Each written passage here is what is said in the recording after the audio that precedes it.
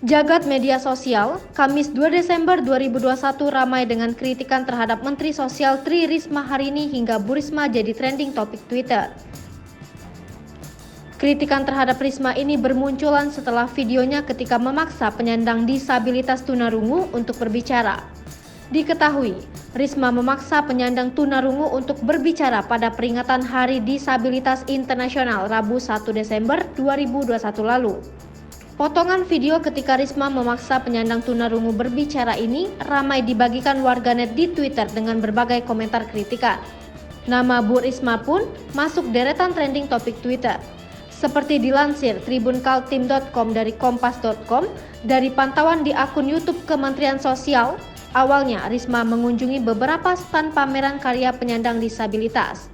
Selanjutnya, Risma sampai di stand lukisan dari penyandang tunarungu. Kejadian bermula ketika Risma melihat lukisan pohon yang dibuat seorang anak disabilitas rungu wicara.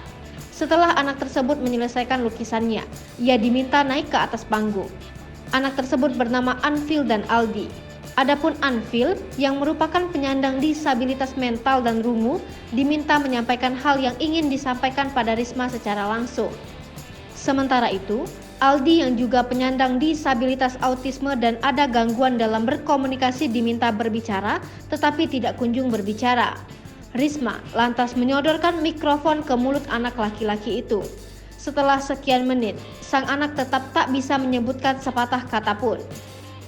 Tindakan Risma ini menuai kritik dari penyandang disabilitas tunarungu bernama Stefanus yang merupakan perwakilan dari Gerakan untuk Kesejahteraan Tunarungu Indonesia.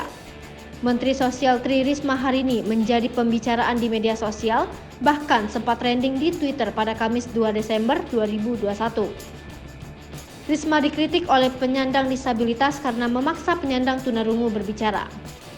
Hai pemirsa Sri Popo TV, jangan lupa komen, like, dan subscribe, serta tonton terus berita-berita terupdate lainnya ya.